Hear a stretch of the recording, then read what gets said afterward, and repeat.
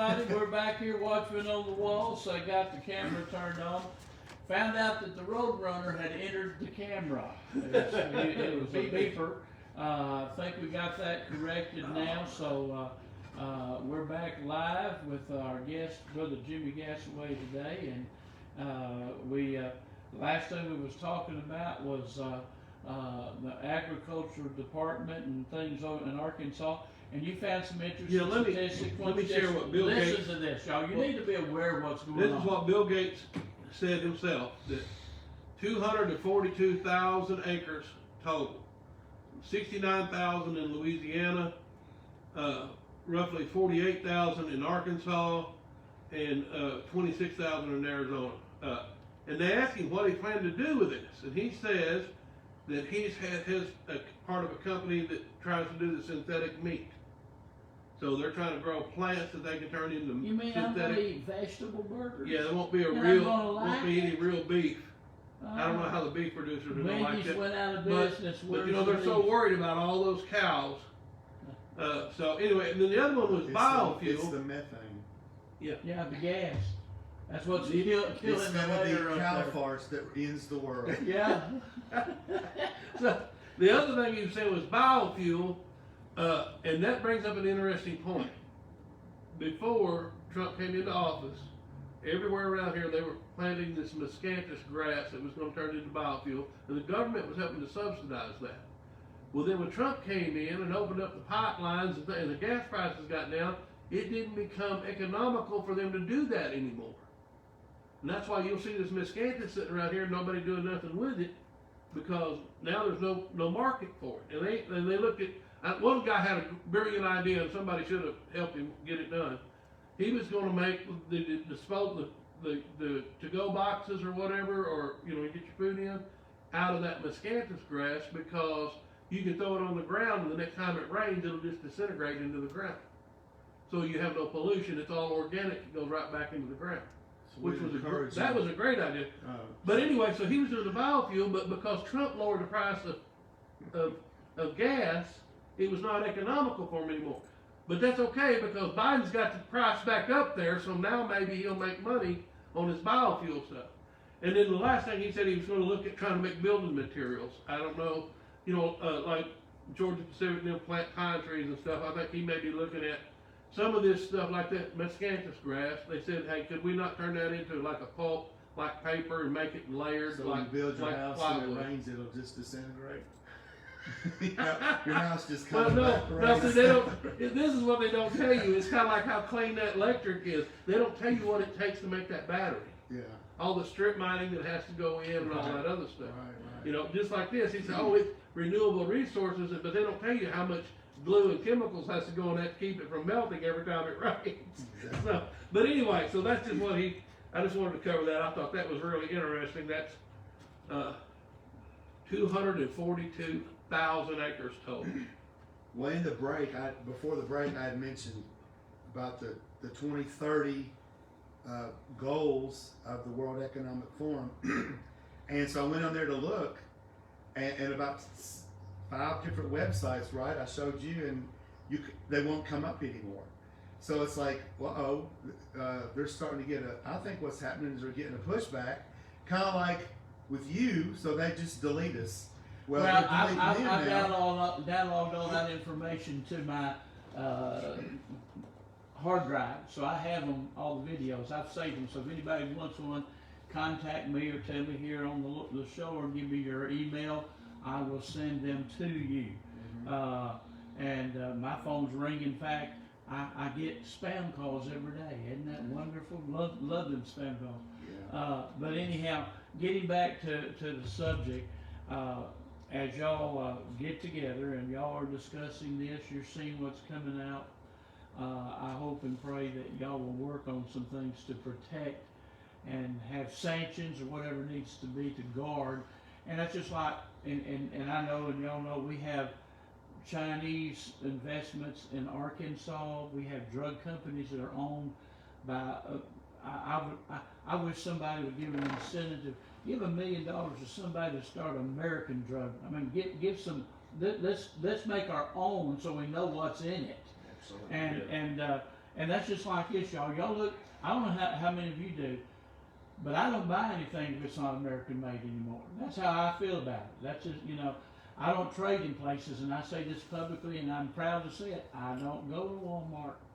I do not buy from Burger King. I don't buy from Target. There's places to me right now that give money to Black Lives Matters, and as you know, that's a Marxist organization.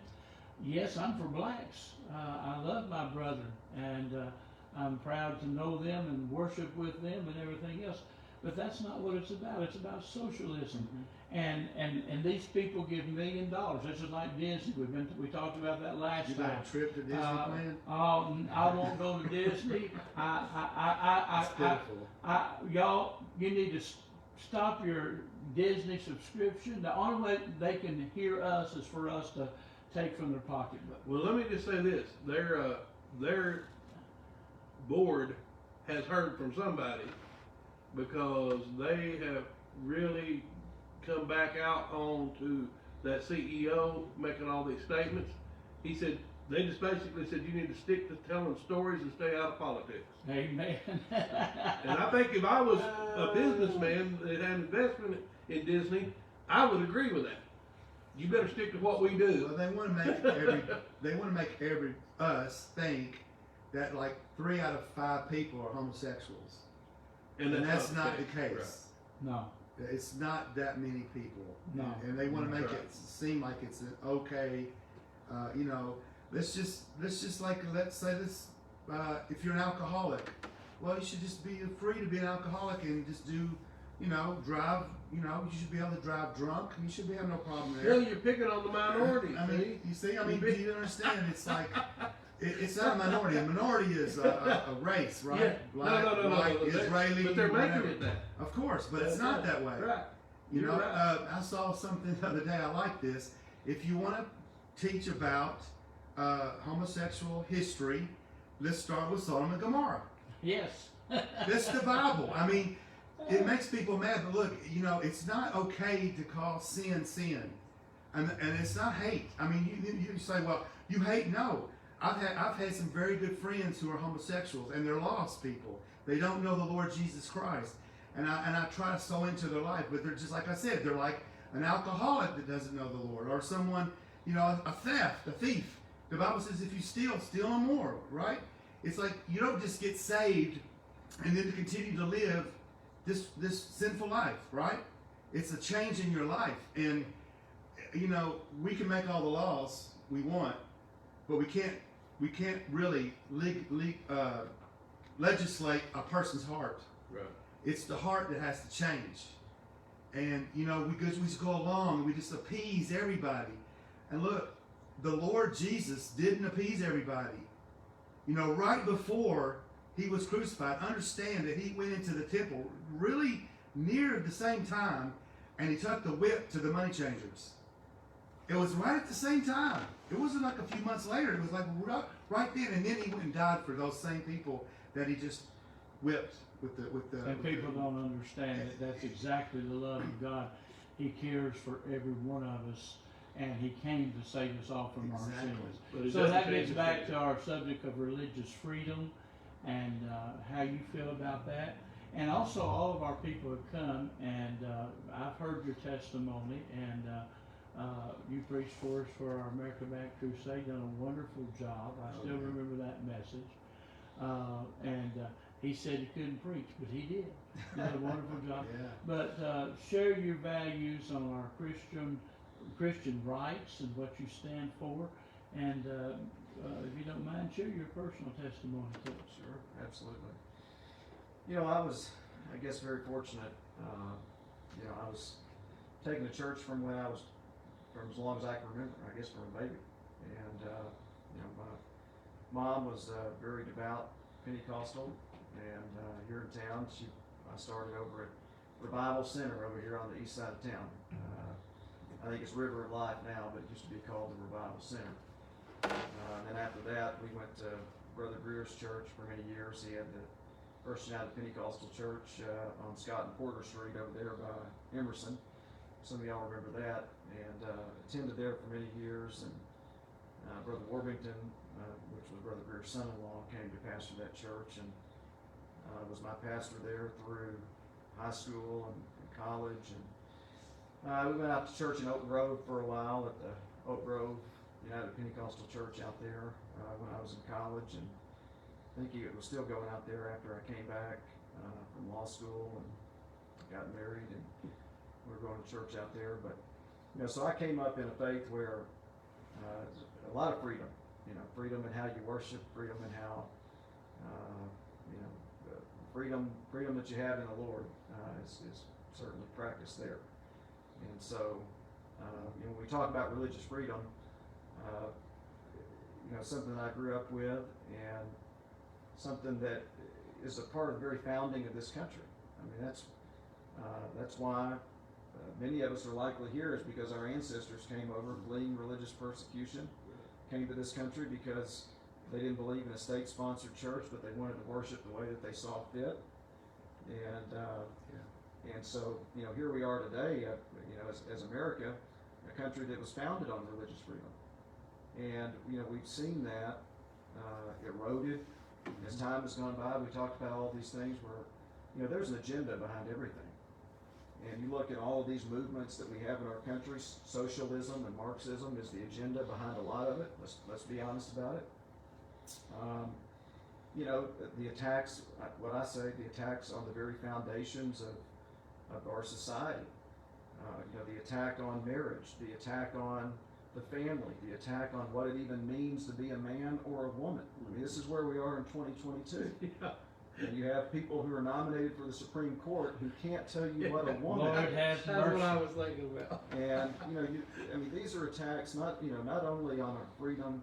These are attacks on the very foundations of our Right. society, the building blocks of what it takes to make up a strong society, a family, and then ultimately the country. And so, there's an agenda behind everything. So we've seen religious freedom attacked. And so this last session, Senator Rayford and I sponsored a constitutional amendment. It will be on your ballot in the fall. It's the Religious Freedom Restoration Act. And basically what it says is that the government, and we included this wording very specifically, that the government can never infringe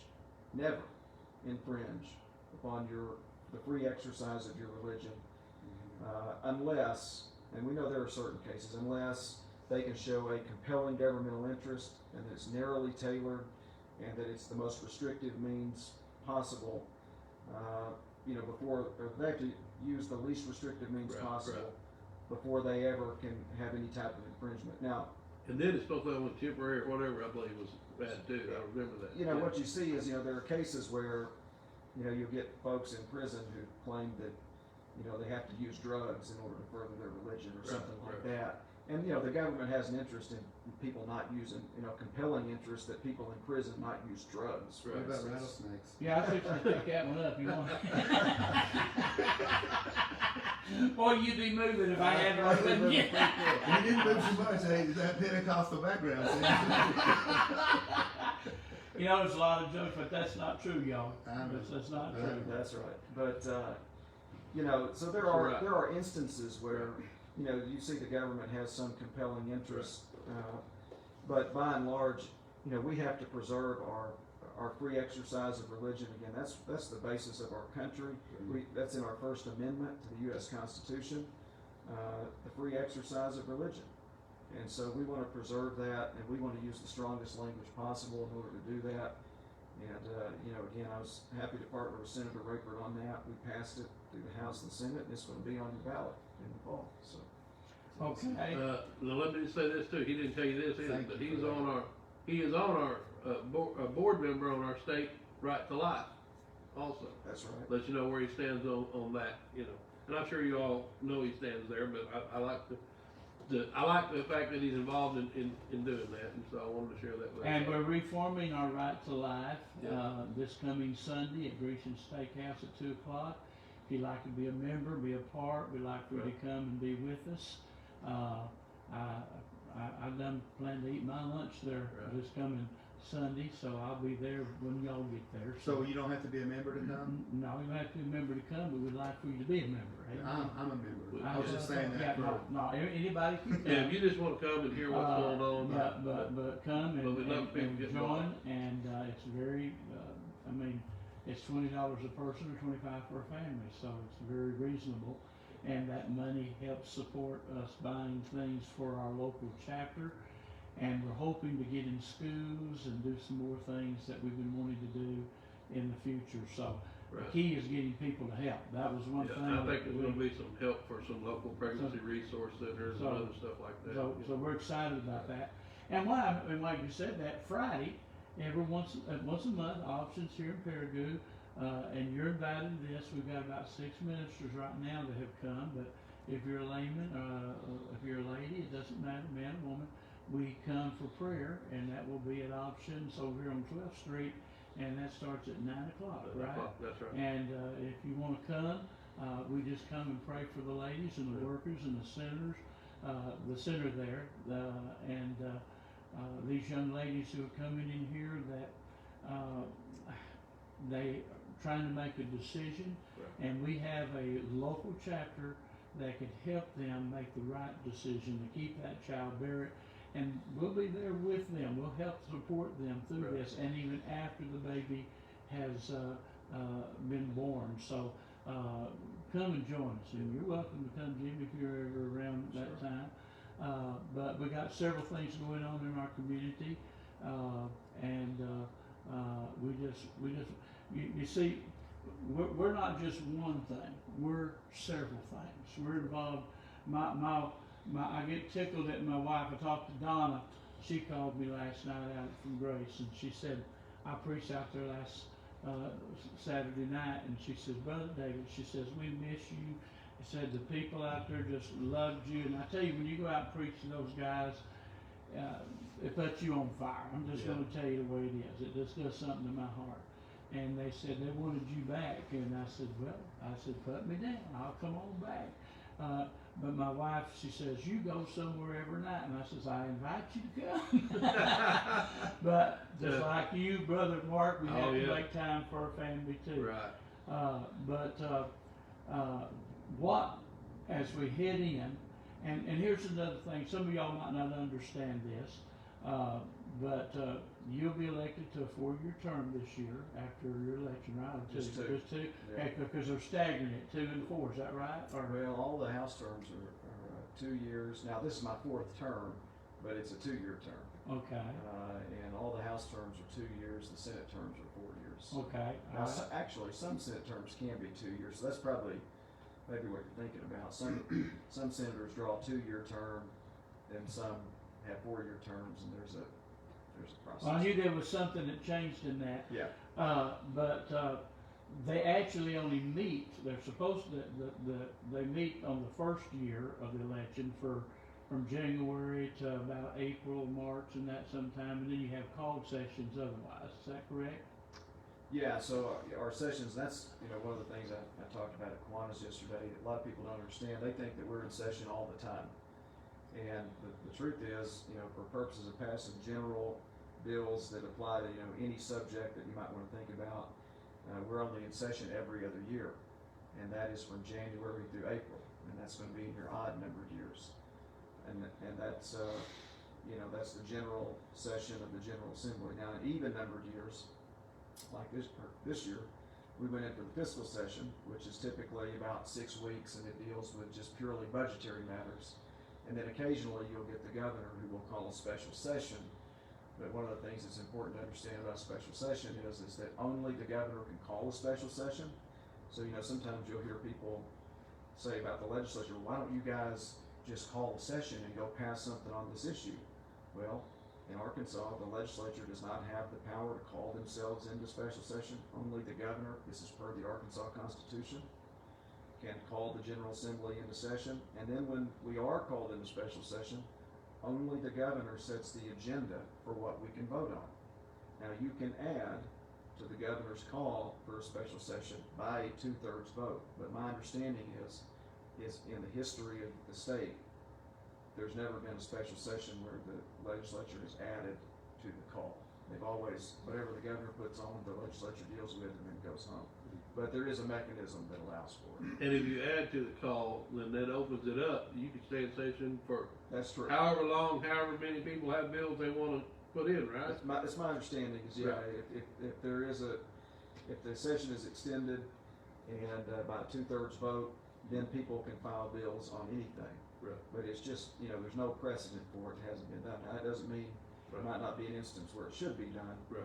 but so far it's not. So there were some, this last one was pretty hot. I mean, we had, bills where the governor had vetoed and then they had his veto overridden. There was a lot going on down there. And I understand this, that no matter how much we try to do our very best, you're not gonna please everybody. There's some things that some like, some didn't like. Is there any of those things that you like to talk about, just to kind of maybe, cause here's one thing I have found out, you'll hear somebody say, well, they voted no on Save the Babies. Well, but you don't know that in the Save the Babies was also money for other stuff that was not a good thing, so it was better to kill that bill and start over with a better bill. Yeah. But the general public doesn't know that, all they hear is, he was against this. Right. So is there anything like that maybe you'd like to talk about, or, I don't know, I just kind of give you an opportunity if there's Yeah. anything you wanna talk about. Well, there's so many of them. I Right. mean, that's what, like you said, it's a great point. With everything that we confront in the legislature, there's two sides to it. Right. And, sometimes I have two friends who are on both sides, who are on, opposite sides of the issue. And I described it for, it's kind of like, if your mom wanted you to do this and your wife wanted you to do this, Right. and you're gonna have to make one up, you Right. love them both, you respect them both, you wouldn't wanna disappoint either one of them ever. Right. But I'm gonna have to make a decision and I'm gonna let one of them down. Right. And that is a difficult place to be put in. It's real Right. easy for people who sit on the sidelines, Right. who've never been put in that spot where I've gotta make a decision, and it's gonna let this person who I love dearly down, and it's gonna make this person happy, or if I do the opposite, it's gonna really hurt this Always person. go with your wife. Because you're gonna live with her. That's a good point. Just saying. But that is the position that we find Right. ourselves in so Right. often. And, one of the other things that I think people sometimes, just you don't really think about is once you get elected, you represent all the people. Right. And I hear from everybody Right. on all sides of the issues. And I Right. know, it's no matter what I do, there's going to be people who say that he has a way, he doesn't know what he's doing. And, if I did the other thing, I'd have a whole other group of people who would Right. say that Gazaway is no Right. count. And so, you find yourself in these difficult positions, but that's the nature of the job, Right. and I accept that. And, Well, I just know that I've sometimes gotten- when the voter knew all the details right. on stuff, that changes, you know what I'm saying? Oh, absolutely. Like I said, they're only hearing the headlines or what somebody, and more likely, it's kinda like, the Florida, they call it saying, don't say gay. That was completely made up from the left, that's not the name of that bill, Right. it has nothing to do with what the real bill is, but they said it enough that it caught on, and so the average person is like, well, what's wrong with that, They don't know what's really in the bill. Yeah. Unless the representatives and their senators and, and legislators come back and say, hey, this is what was in that and this is why. So I guess I just was like, is there some bill particularly that you think that people need to know about? Yeah, absolutely. I mean, I can think of one example off the top of my head, and when you talk about special sessions, I mean, that brings up a perfect opportunity to talk about this. There was a bill during one of the special sessions that was called, where there was an effort to try to get by the 2/3 vote to add that Texas-style abortion bill Right. to the call. And, what happened with that, because there was a video that came out after the fact, and it made a lot of folks who are clearly pro-life, 100% pro-life, who built their whole political careers on being pro-life, it made it out as if they weren't. And there was some really unfair criticism in that, so, I'll give you an example. I'm on the board of directors for Arkansas Right to Life. Right. I'm 100% pro-life. I feel very strongly about that issue, always have. I think I have a 100% pro-life voting record. I know I do. And, so for anyone to try to even claim that I would not be pro-life or to not vote, for a pro-life bill is absurd. So let's establish that. So, but what happened in the special session was there was an effort to put this Texas-style abortion bill on the call. And it's somewhat of a controversial bill, and there's a lot to it. You know, this is why, you know, unless you talk to your representative or you're just really clued in about exactly the details of the bill, you know, sometimes there are misunderstandings about it. But for that particular bill, there is, even among really strong Republicans, there's, you know, some idea that you set a precedent. What it does is it allows for a civil cause of action that can be brought by anyone. Basically, it deputizes every citizen of the state to bring a private lawsuit against a person, any person involved in the abortion process.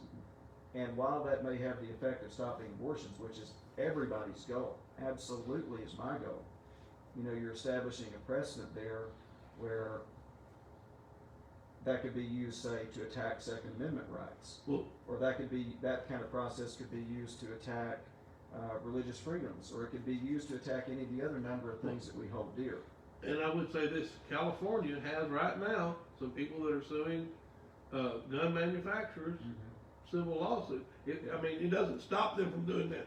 Anyway, I understand what you're saying about it sets a precedent, Sure. but it doesn't stop them from doing that. I mean, because they're doing it right now. And that was my argument, you know, my counter argument to Right. that argument, which Right. is, I understand that it may set a precedent, and you want to talk about the precedent that it sets, and we shouldn't do it because it could be used in other ways. Right.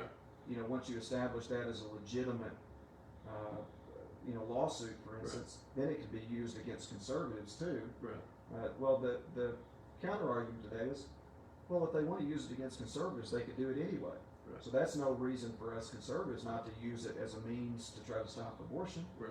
So I think there's a good counter argument to that. But the point about what happened in the special session was, you know, it took a 2/3 vote to add it to the call. Well, that was taken up first in the Senate. Right. Okay? And I'm not trying to throw anybody in the Senate under the bus, but this is how it happened. It was taken up first in the Senate. And the Senate voted to adjourn, okay? And not take it up, not take a vote on it. They voted to adjourn, so they never took a vote on it. Well, the Senate had adjourned and left the building, and then the House convened. Well, the Senate's gone. The Senate has already adjourned. Right. The Senate has already left the building. And then there was a motion to bring it up in the House, and the Speaker, you know, went to the well and said, you know, his knowledge was that the Senate had already gone home, the Senate had already voted to adjourn. So if the House even passed the bill, you would have sent it up to the Senate who had adjourned. And there was some question about, well, could the Senate be called back in? And there, you know, like that would create some kind of constitutional crisis, and they didn't know if you could make, you know, the Senate's its own independent body, and even if we transmit a bill to them, you can't make them come back. And the point is, but the Dems try to say that members of the House, who then went ahead and voted to adjourn because there was nothing to do because the Senate had already left the building, Right. you know, to try to say that anyone who in the House who voted to adjourn is not pro-life, that's absurd. And I'm just going to say it, that's absurd. Because there were some really pro-life people in that House of Representatives, including the Speaker of the House, who I know well, who is the finest man as you'd ever want to meet, who's extremely pro-life, many other people who I served with, who ultimately voted to adjourn, not because they didn't support the bill or not because they're pro-abortion, it was because the Senate had already gone home. The Senate had already left the building. And so, you know, again, if you only read what people put out, Right. you know, certain perspectives on the internet, you know, you're not really fully informed about how it all happened. Well, and it's a big deal that you get a hold of your state representative, your state senator, and that and to be honest, that they answer you. Now, sometimes they're busy, and I realize that, and there's a lot of people that can't answer every individual, but I think giving feedback to the voters is a very important thing, because that lets them know at least why somebody voted the way they did. You may still not agree with them, but at least now you know. That's right. And otherwise, you just take it at face value, whatever somebody tells you. Yeah. And but I do like the fact that in Arkansas, you can go online and you can get every representative's phone number and address, every senator's phone number and address, and you can reach out, and if nothing else, there's a switchboard there, you can just call, and they'll get the message to them. And so, then it's up to them whether or not they answer your messages, and I'm sure they get a bunch, but that's a good question. You know how many you get it? Here's the big problem is people don't do it. Right, I mean, right. I mean, and I know this for a fact, cause I've asked people to do it, and, you know, hundreds of people see that there, but you might get 5 or 6 out of 100 that do. But you know what surprises me? The ones that I've reached out to either by phone or email, I've gotten a reply from everyone. I mean, I've talked to Cotton and everybody, you know, all the way up and down the line, because I get involved in issues, and I send off the email asking, hey, why are you doing this?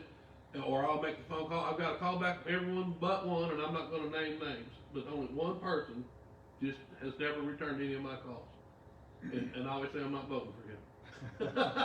but the other ones have always answered it. And that's what I'm saying. I think if you get involved, you know, and then you get those answers that you need so you can, you know, be informed instead of just taking at face value what somebody else tells you. That's right. Being a And total. And I want to say here before we close, and we got a few more minutes, but right now, I want to speak to Greene County, and I want to speak to members of our Republican committee.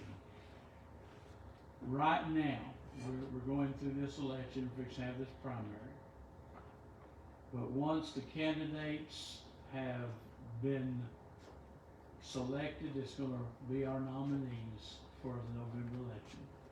We need to get behind, we need to support, we need to put away our differences, we need to try to communicate with one another, we need to become one. The biggest problem I see in the Republican Party in Washington DC, here in the state of Arkansas, folks, we have the majority. There shouldn't be a problem in bringing forth good laws and things that need to be done here in our city. But I want to encourage you, every one of you, to stand behind. Jimmy is fortunate he doesn't have anybody running against him, and he needs at least one vote. But the point I'm saying is, let's get behind Jimmy. Let's support him. Let's open doors. Let's open channels. Let's love our state and our nation and our city and our county enough to get together and to agree together. And when we disagreeable, we can still be disagreeable. But let's love one another. And, you know, my Bible says love your enemy. Jimmy's not our enemy. And none of these other candidates are either. They're our brothers. And my Bible says, and I'm just going to put it out there, you're not going to like it, but I'm going to tell you the truth. If you can't love the one you see, how can you love the one you can't see? And I'm not telling you have to love him. I'm just telling you have to agree with him and like him and fight for the things that we agree together with. So with that, thank you for watching Watchmen on the Wall today. And we're fixing to start a new episode. We'll be on live here in just a few minutes.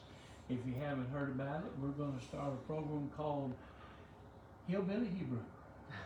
And we're going to have a good time with that. And I hope you'll tune in and watch it. And next week, we're going to have JP for the this out of Fish. And brother, what's his name? Clint Harris. Clint Harris will be with us live. You get to know him. He's running another post also. So, but you don't know him. He has been in the service. He used to fly them F-15s. He flies for FedEx now. We really have grown to like him and get to know him. So tune in next week live here at 10 a.m. on Facebook. If anybody else that's running for office, we try to get anybody and everybody a chance. You don't have to do it on Wednesday. Reach out to us and we'll come to you. Yes, and like I say, we'll make it as easy. And it didn't hurt you, did it, Jimmy? It didn't hurt at all. Oh, okay. He don't know what I'm going to get out of him afterwards. But anyhow, thank you for watching. We love you. God loves you. And may we love one another. This is Watchmen on the Wall, Paragould signing off. We'll see you, Lord willing, next Wednesday, same time, same Facebook channel. Bye for now.